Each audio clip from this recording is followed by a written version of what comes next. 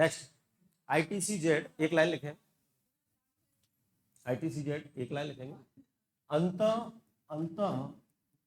उष्ण कटिबंधीय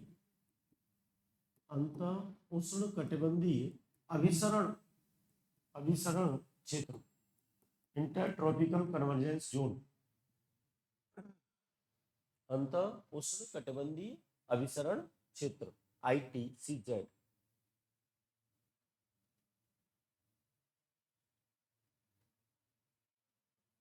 अंत उष्ण कटिबंधीय अभिसरण क्षेत्र और डैश लाइन लिखें, यह निम्न दाब का क्षेत्र है, यह निम्न दाब का क्षेत्र है। जब सूर्य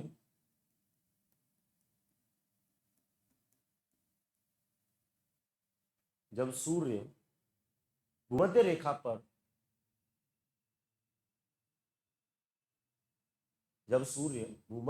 पर सीधा चमकता है, जब सूर्य भूमध्य रेखा पर सीधा चमकता है,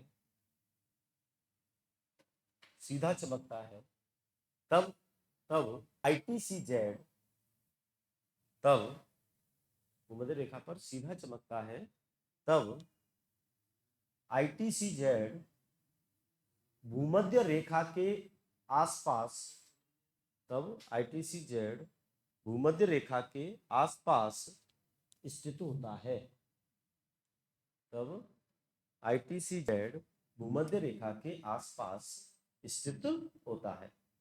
भूमध्य रेखा के आसपास क्यों स्थित है? क्योंकि सूर्य भी तो भूमध्य रेखा पर सीधा चमक रहा है ना, तो वो उसके आसपास स्थित है ITCZ। क्या है ITCZ? कुछ नहीं, निम्न दाब का एक क्षेत्र है जहां प्रेशर बहुत लो है और ये सूर्य के साथ रहता है, तो भाई हीट भी तो सूर्य के साथ ही है, तो ये सूर्य के साथ रहे। ठीक है, अगला पॉइंट, ग्रीष्म काल में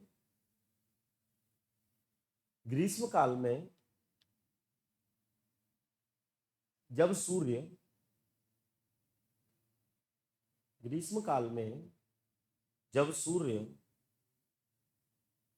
उत्तर की ओर या कर्क रेखा पर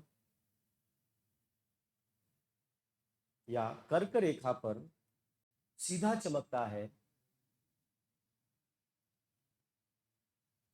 कर्क रेखा पर सीधा चमकता है, तब ITCZ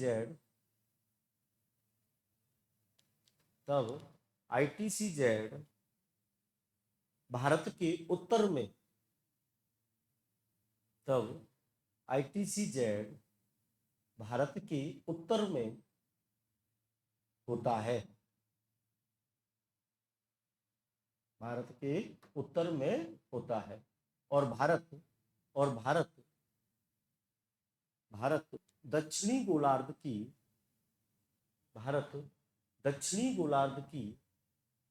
व्यापारिक पवनों, दक्षिणी गोलार्ध की व्यापारिक पवनों के प्रभाव में आ जाता है, दक्षिणी गोलार्ध की व्यापारिक पवनों के प्रभाव में आ जाता है, जिसकी दिशा कोरियोलिस बल से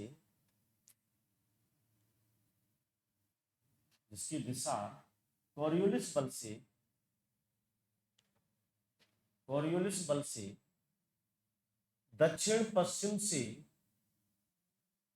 और इसकी दिशा कोरियोलिस बल से दक्षिण पश्चिम से उत्तर पूर्व की ओर, दक्षिण पश्चिम से कोरियोलिस बल से दक्षिण पश्चिम, जिसकी दिशा कोरियोलिस बल से दक्षिण पश्चिम से उत्तर पूर्व की ओर हो जाती है,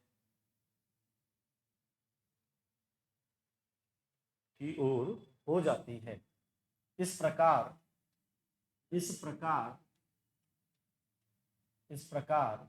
भारत में दक्षिण पश्चिम मानसून की इस प्रकार भारत में दक्षिण पश्चिम मानसून की उत्पत्ति होती है।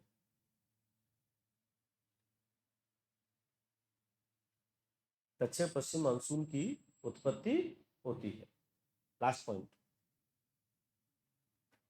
शीतकाल में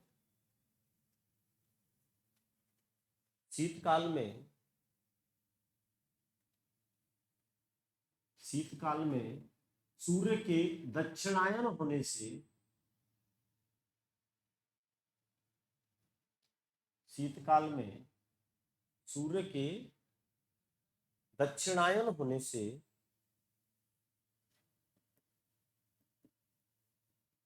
सूर्य के दक्षिणायन होने से ITCZ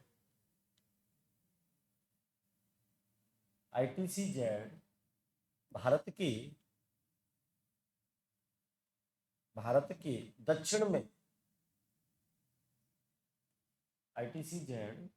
के दक्षिण में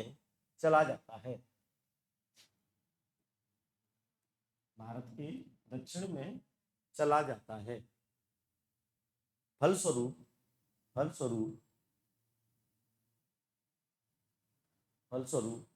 भारत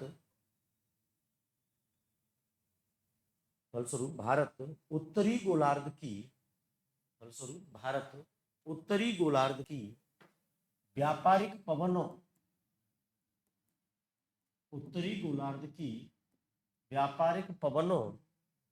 के प्रभाव में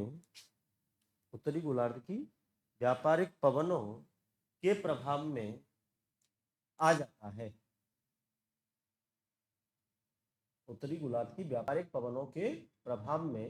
जाता है। इस प्रकार उत्तर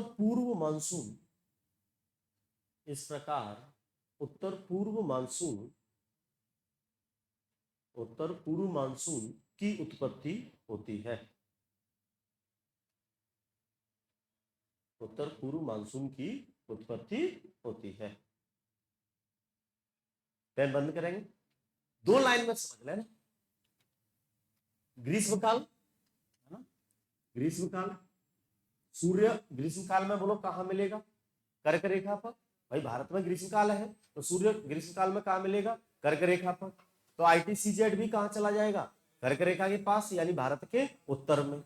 अब भारत के उत्तर में गया है तो पूरी वायुदा पेटियां ऊपर को खिसक गई, और ऊपर को खिसकने का मतलब भारत प्रभाव में आ गया किसी दक्षिणी गोलार्ध की व्यापारिक पवनों के। अब उन पवनों की दिशा कोरियोलिस बल बदल देगा और उससे वो पवनें अब इस साइड में चलने लगेंगी और इस तरह उत्पत्ति होगी दक्षिण पश्चिम मानसून की। ठीक है, मौसम आ गया शीतकाल का। सूर्य बोलो कहां मिलेगा?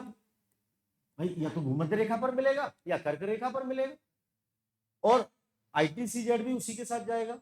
अब ITCZ पहुंच गया कहां? भारत के दक्षिण में।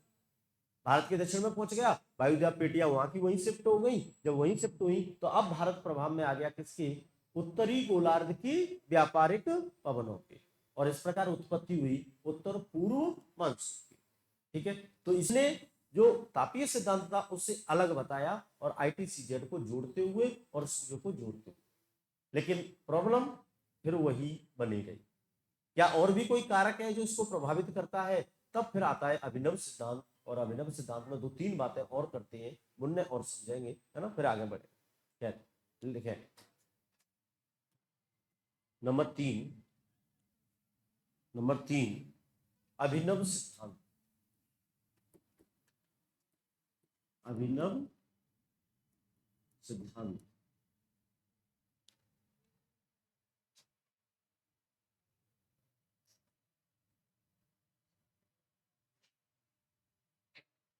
और इसमें फर्स्ट लिखेंगे जेट स्ट्रीम।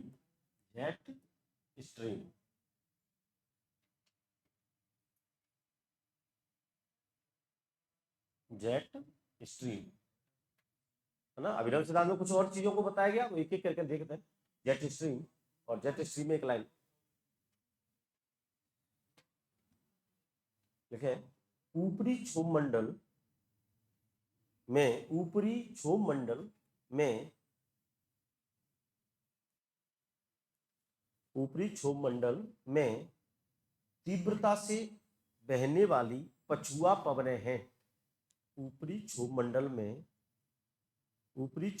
में तीव्रता से बहने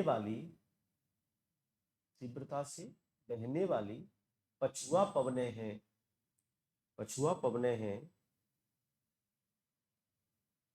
जो शीतकाल में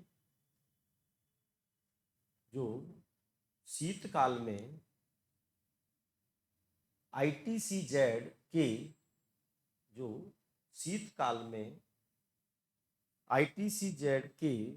दक्षिण की ओर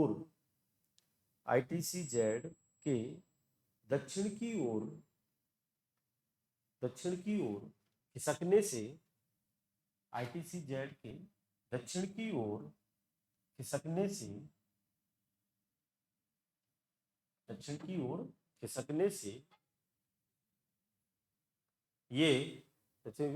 से ये भारत के उत्तरी भाग से प्रवाहित होने लगती है।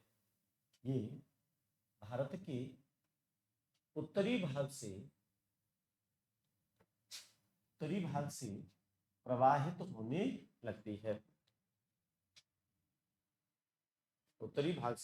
होने लगती है।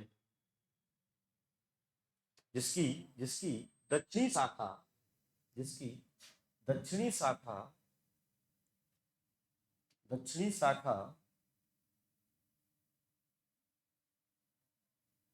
भूमध्य सागर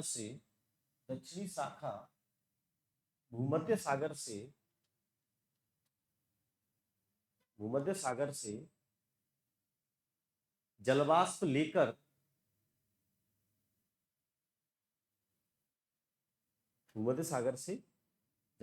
लेकर उत्तर भारत में वर्षा करती है।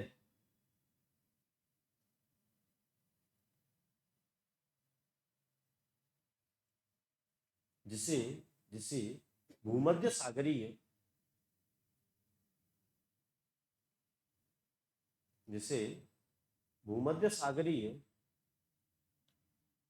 विक्षोभ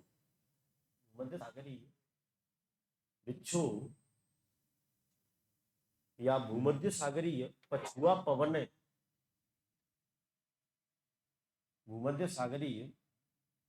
पवनें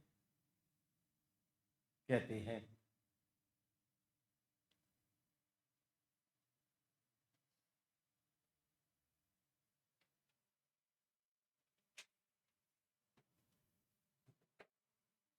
ठीक है, एक बार समझते हैं।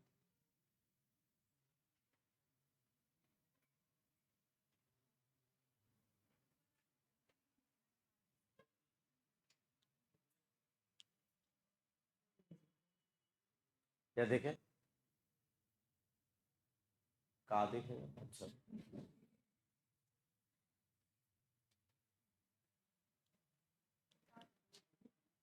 सबसे अच्छा मेप, तो इतने मेप आए हुए, सबसे अच्छा मेप यही लगा मेरे को। गंगेटिक प्लेन, ये तो गंगा का मैदान है ना?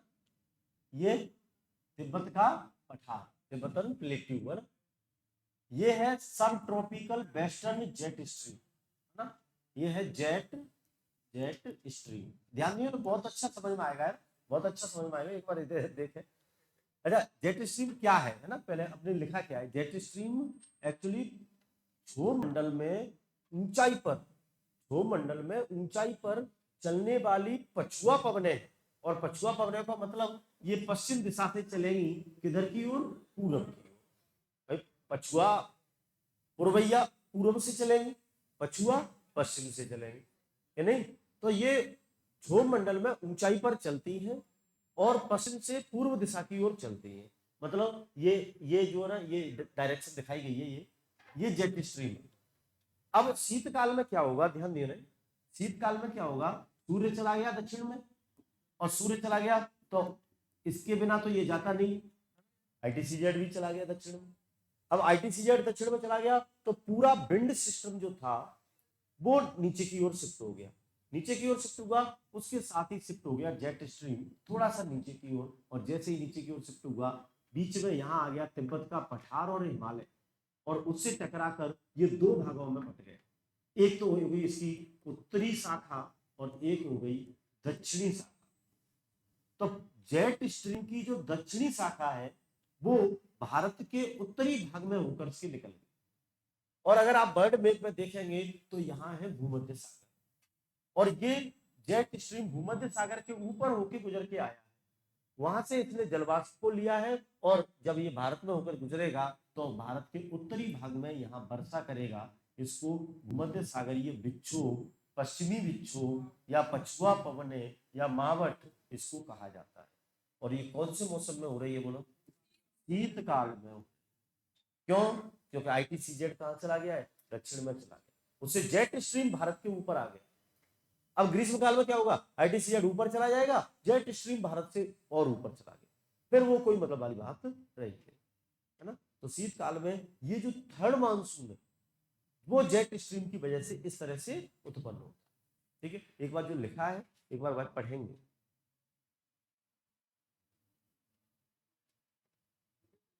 हाँ, ये जो लिखा है एक बार मैं पढ़ता पूरे जेट स्ट्रीम।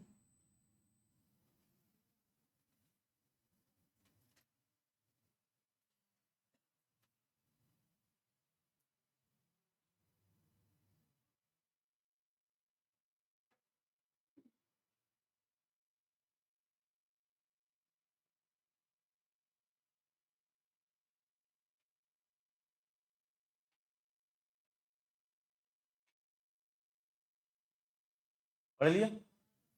क्लियर है? कोई दिक्कत तो नहीं? एक आग कह दो कि हाँ क्लियर है, तू ना कह रहा यार एक तो छोटे छोटे बच्चे हैं, समझ में आएगा नहीं। लल्लू तुझे समझ में आया होगा कुछ? कम आ रहा होगा। कौन सी क्लास में तू? जस्ट 12th पास? बहुत बढ़िया है। कौन सा काम है तेरे? धनोरा? अरे धनोरा स्मार्ट विलेज है। अरे वाह यार, धनोरा देखो, जब ही धनोरा स्मार्ट विलेज है। हाँ, क्या वजह तेरी? धनोरा इसलिए स्मार्ट विलेज है कि 12th पास करते ही बच्चे को कंपटीशन क्षेत्र में डाल दिया, है ना, इसीलिए स्मार्ट विलेज। तुम समझो मेरी बात। धनोरा माननीय प्रधानमंत्री श्री नरेंद्र मोदी द्वारा सम्मानित गांव है, जिसका जबलपुर में एक सम्मेलन हुआ था, उसमें धनोरा को सम्मानित किया गया था स्मार्ट विलेज के रूप में ना। स्ट्रीट लाइट्स, है ना, स्वच्छता के मामले में बहुत अच्छा काम कर रहा है। और सबसे बड़ा ये है कि सतपाल मीणा जी IRS है वहां से, इंडियन रेवेन्यू सर्विस में है, सतपाल मीणा नाम है उनका। तो उनके प्रयासों से और एक ग्रीन इको फंड नाम की एक NGO थी, संस्थान था, उसके प्रयासों से मतलब उसको स्मार्ट विलेज बनाया। स्मार्ट विलेज का मतलब ये नहीं कि गांव स्वच्छ हो, है ना, स्मार्ट विलेज का मतलब है गांव वालों की सोच स्वच्छ या नहीं है, वो मतलब मॉडर्न सोच हो, मॉडर्न थिंकिंग हो उनकी, है? लड़कियों को भी पढ़ाना है? चार दीवारी के अंदर नहीं रखना है?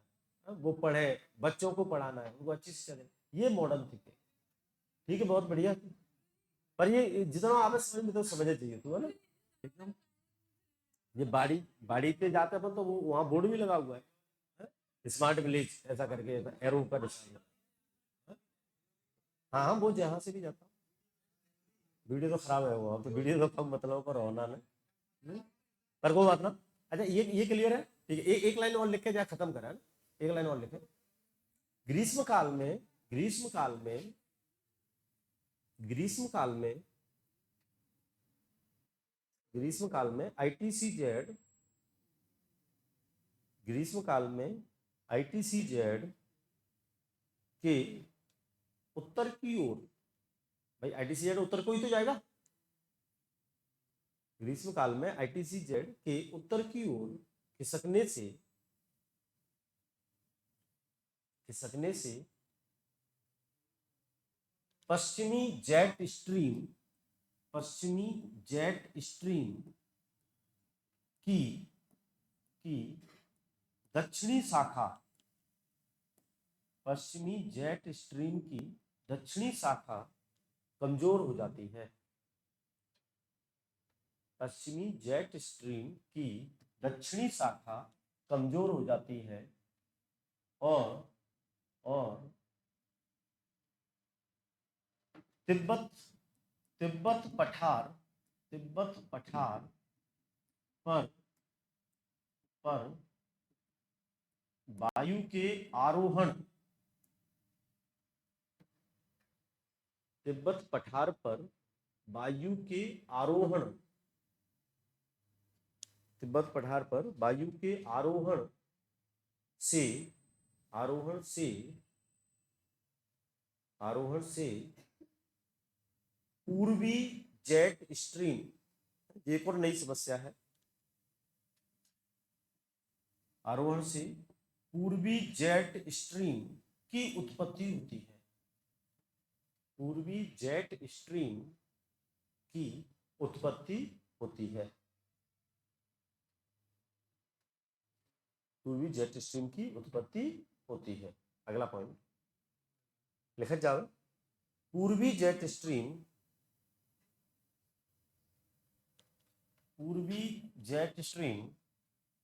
स्थानीय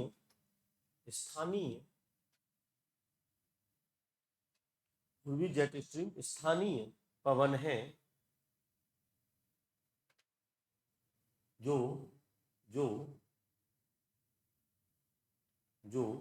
अरब सागर में मेडागास्कर के पास, अरब सागर में मेडागास्कर के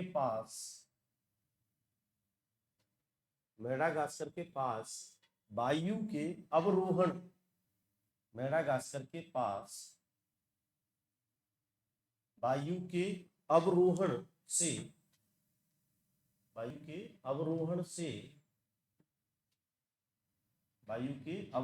से उच्च दाब के क्षेत्र का निर्माण करती है।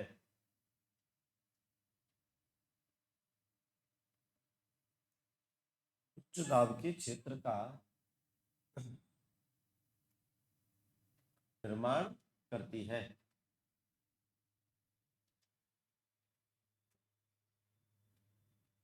जिससे एक लाइन, जिससे दक्षिण पश्चिम मानसून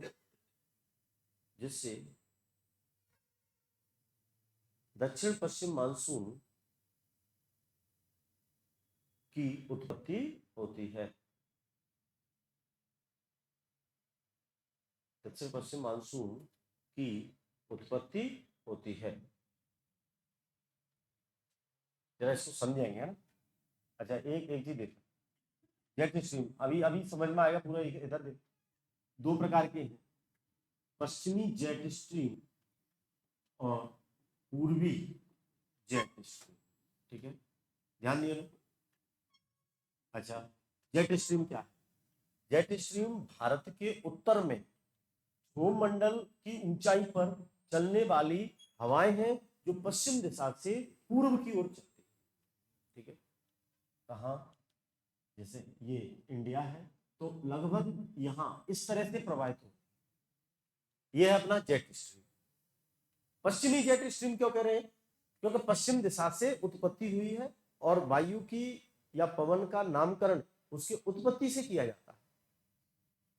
जैसे हम दक्षिण पश्चिम मानसून कह रहे हैं तो वो उत्पन्न कहां से हुआ, किधर को गया है, इससे मतलब नहीं है। वो उत्पत्ति उसकी दक्षिण पश्चिम से हुई है, इसलिए दक्षिण पश्चिम मानसून। ठीक है, ये यहां चल रहा है।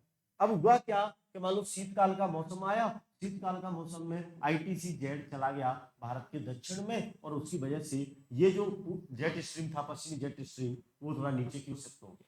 जैसे ये नीचे की ओर शिफ्ट हुआ, यहाँ आया, तो यहाँ बीच में तिब्बत का पठार और हिमालय क्षेत्र, उसकी वजह से इसकी दो ब्रांच हो गई, एक दक्षिणी ब्रांच, एक उत्तरी ब्रांच। दक्षिणी ब्रांच गुजर गई भारत के ऊपर से, यानी उत्तर भारत से गुजरी है।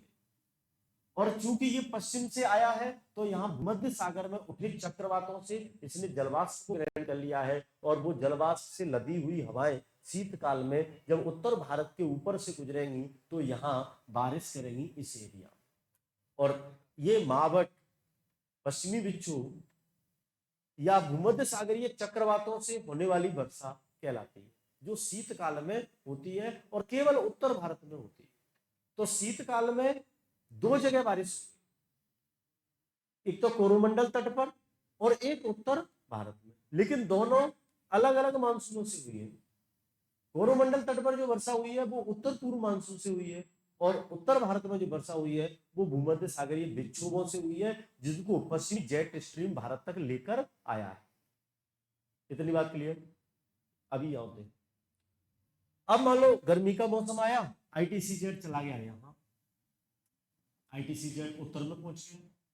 अब जब आईटीसी जेट उत्तर में पहुंच गया तो क्या होगा, ये जो पश्चिमी जेट स्ट्रीम है वो निकल गया भारत के काफी दूर मध्य एशिया के ऊपर से निकल गया, तो फिर उसका तो कोई मतलब रहा नहीं। लेकिन एक प्रॉब्लम और हुई, प्रॉब्लम ये हुई कि आईटीसी जेट के यहाँ पहुंचने से तिब्बत का जो पठार था, तिब्बतन जो प्लेटू था, वो बहुत हीट हो गया।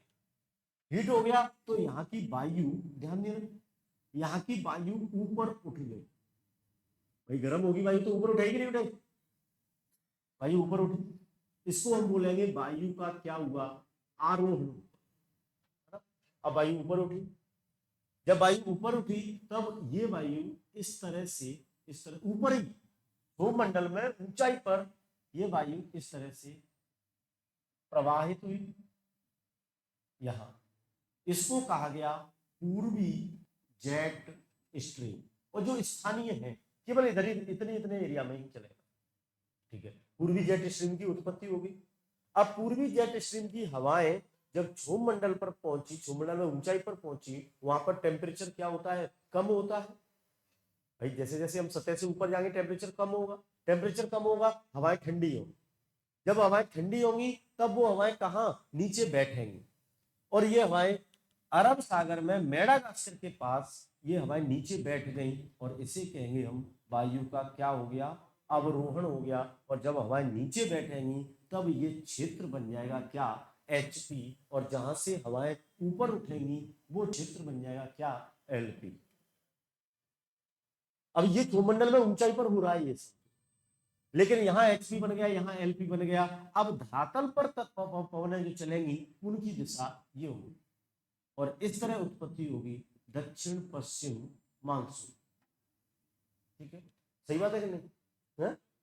सही है, ठीक है। अब ये भाई साहब ऐसे कह रहे हैं कि नहीं ऐसे होती है सर, पूर्वी जेट स्ट्रीम के जरिए और पश्चिमी जेट स्ट्रीम से भूमध्य सागरीय विक्षोभ वाला काम हो गया, इधर से दक्षिण पश्चिम मानसून वाला काम हो गया। ठीक है, एक बार जाए जो लास्ट पैराग्राफ जो लिखा है अपन ने पूर्वी जेट स्ट्रीम को लेकर, उसको एक बार पढ़ देंगे, है ना, हल्का सा उसको एक बार रीडिंग लगा जाए।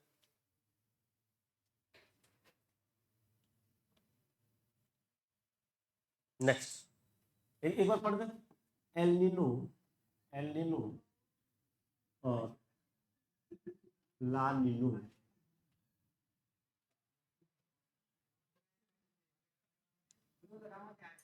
हाँ हाँ, वो कतई समझ में ना आ रहा, वो पूरा भरोसा होते थे समझ में आवत तो बतरा तो नहीं हुए थे ऐसे। हाँ, बैठे रहना तो भले ही समझ में नहीं आया। एल नीनो और ला नीनो है ना, हाँ ये